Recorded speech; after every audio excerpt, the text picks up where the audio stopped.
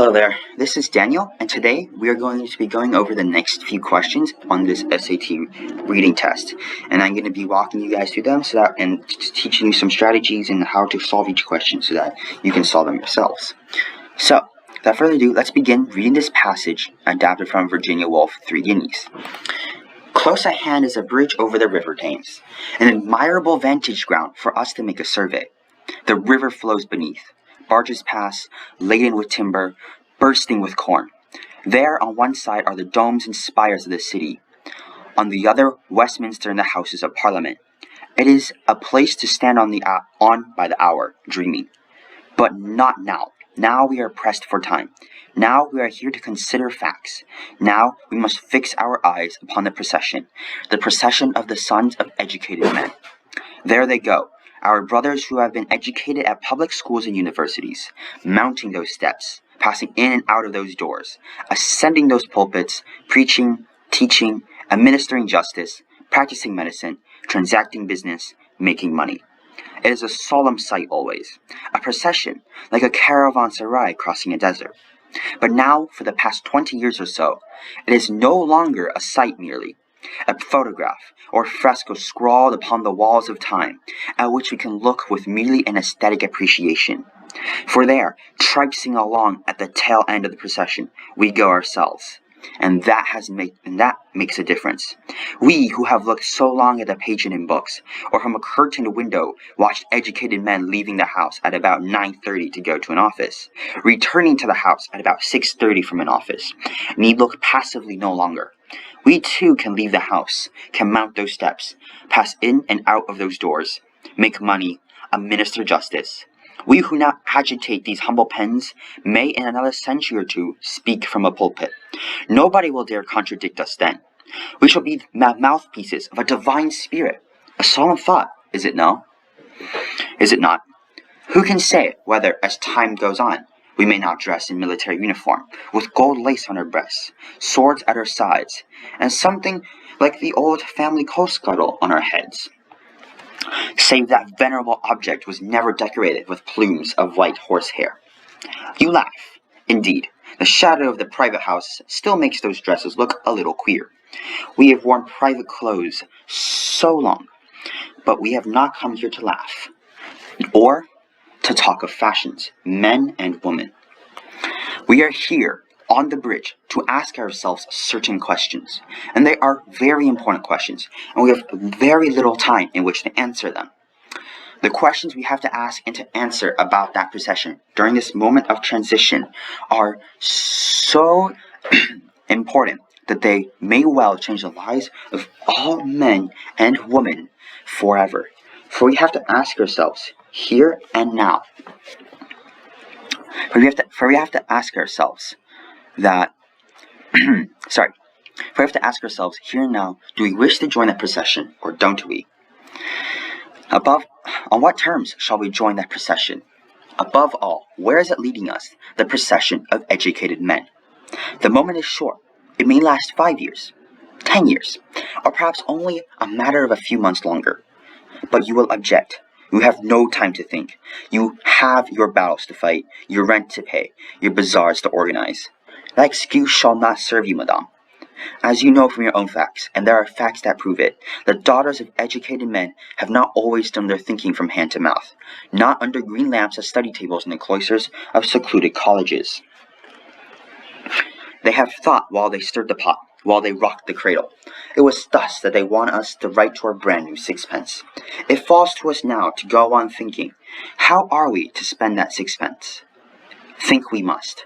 Let us think, in offices, in omnibuses, while we are standing in the crowd watching coronations and Lord Mayor shows. Let us think in the gallery of the House of Commons, in the law courts.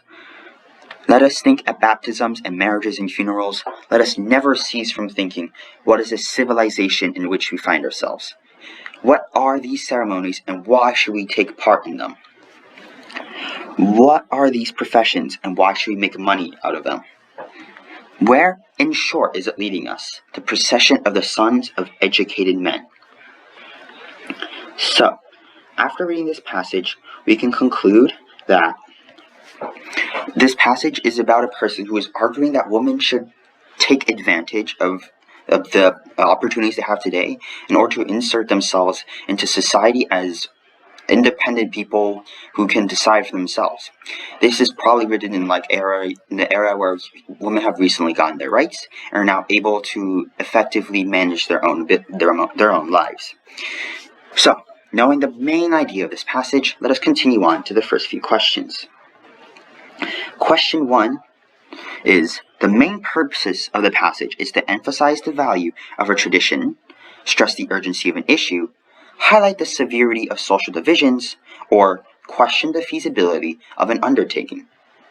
So, answer choice A, emphasize the value of tradition, is not a good answer choice here. It does not emphasize the value of a tradition, the tradition that men go and work and women stay at home. Rather, it is arguing against the value and how it needs to be torn down and replaced by a tradition of both men and women working together in the world. The answer choice B, stress the urgency issue, is very well. It works very well here. After all, in these lines up here, it says these are very important questions and that we have very little time in which to answer them. Not only that, but it also states that this moment of transition is so important that they may well change the lives of all men and women forever. This clearly states that the author believes this moment, this time, will not last forever, and that it's a moment. It's very brief, but by seeing this opportunity, we can change lives. It's important that we can change lives through these questions. So it clearly states the urgency and stresses it as well. Answer choice C is not as good of an answer choice here, as it does not highlight the severity of social divisions. While it does tell us about the severity of social divisions, the highlight in this passage is about minimizing and eventually getting rid of the social divisions by taking advantage of current opportunities rather than simply highlighting the severity. It is not questioning the feasibility of an undertaking. It is not doubting itself on whether or not this is possible, but rather the passage is more about saying that how this must happen, and that we have to do it instead of questioning if we can do it. It says we should do it. So for 32, our answer is B. The reason is because the lines in the passage clearly state the urgency of the issue of social divisions, while at the same time not unrelated to any other answer choices of emphasizing tradition, highlighting the severity of social divisions, or questioning the feasibility of this undertaking. Now, let's go on to question 33. The central claim of the passage is that educated women face a decision about how to engage with existing institutions. Women can have positions of influence in English society only if they give up some of their traditional roles. The male monopoly on power in the English society has had grave and continuing effects. Or the entry of educated women into positions of power traditionally held by men will transform those positions. So, if we go to the first answer choice, this is actually an extremely good answer choice. After all, if we go back to the passage, in the beginning, it states what our brothers can do. They preach, teach, administer justice, practice medicine, transact business, and make money. Later in passage, it says that we can also make money, administer justice, speak from a pulpit, which is the exact same thing as said before. It also says over here, what are these professions? Why should we make money out of them? Why should we take part in them? And where is it in short leading us to procession of sons of educated men? This is clearly stating that the author believes that women should join this procession of the sons of educated men, and that women should join the men in being educated and working, or in being independent and thinking for themselves. Saying that women should integrate themselves in existing institutions, such as, for example, making money and administering justice. This way, the author believes that women can eventually solidify their rights and their independence. B is not as good of an answer choice. Women can have positions of influence in English society only if they give up some of their traditional roles. The passage is not about how women can have positions of influence, but rather how women can become more independent and more able to rely on themselves and to get rid of normal traditions. while it does talk about a lot about giving up traditional roles, such as waiting in the house for the husband to come back, it does not talk about how they can only have a position of influence. Rather, it states that women can only be able to work if they give up their traditional roles. C is not a good answer choice either. The central claim of the passage is not how the male monopoly on power has had grave continuing effects. It does not talk about these effects or the male monopoly of power much in this passage.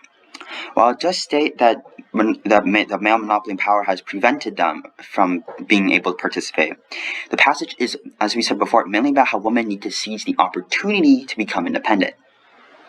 And then finally, last answer choice, D, the entry of educated women into positions of power traditionally held by men will transform those positions.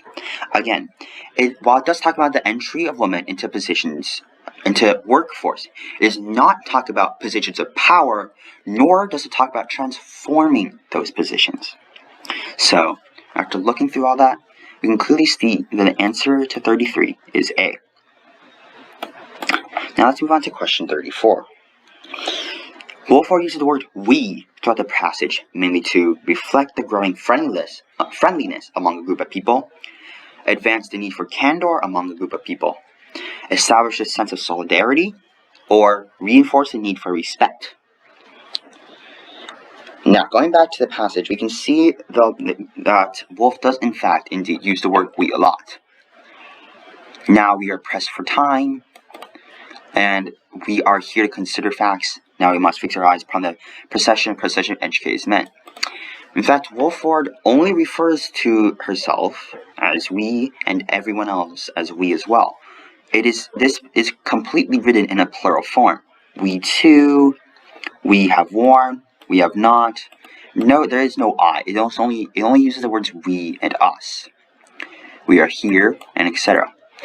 The way the word "we" here is used is to create a bond in a sense.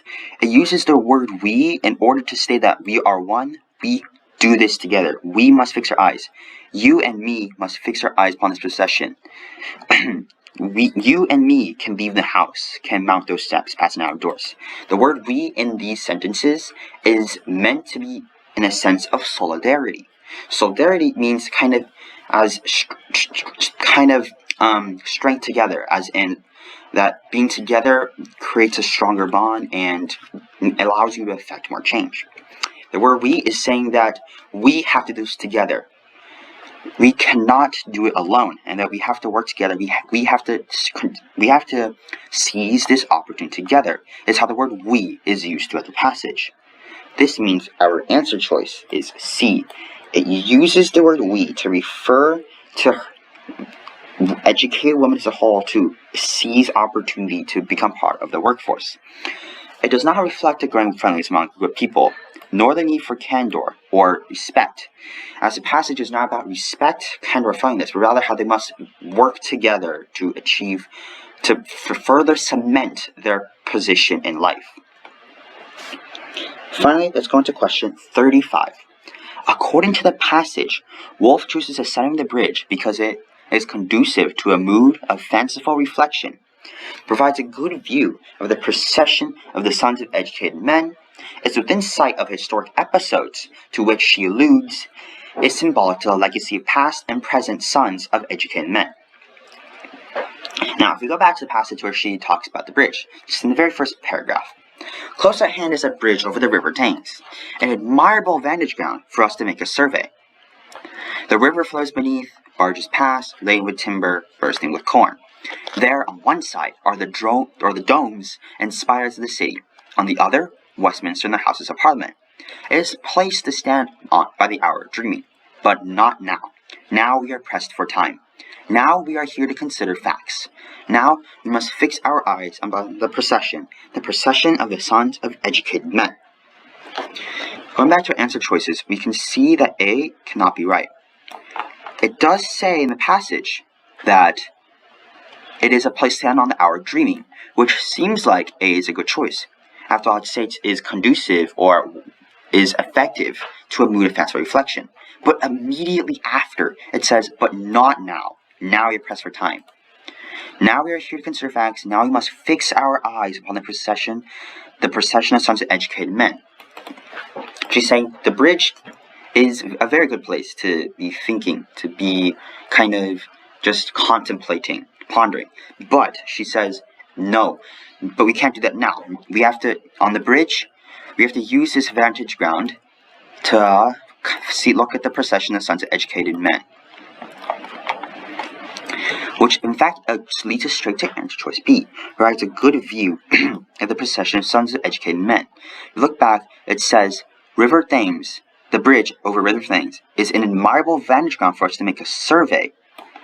The survey of the procession of educated men. The survey is referring to the procession of people going to work, working and selling and practicing medicine, etc., etc. It's the author, Virginia Woolf, chooses the bridge in order to,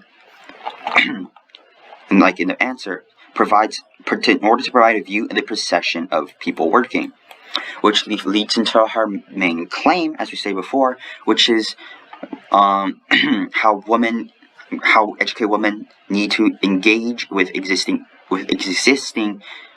institutions and to get into the workforce. It is not within sight of historic episodes. It doesn't talk about any historic episodes at all, nor is it saying it's symbolic of the legacy of the past and present sons of educated men. The passage doesn't say anything about historic legacies or past and present, and it only says procession of sons of educated men, which implies present tense. Therefore, our answer choice has to be B. Thank you guys for listening, and next time we'll go over the next few questions, which will be 36 to 41. And, well, if you guys liked the video, please like and subscribe to the channel if you want to hear more, if you want to learn more about the SAT English. And if you have any comments about whichever questions you're confused or didn't understand, or if you think you have any way that I can improve my videos, please comment below. Thank you, and see you next time.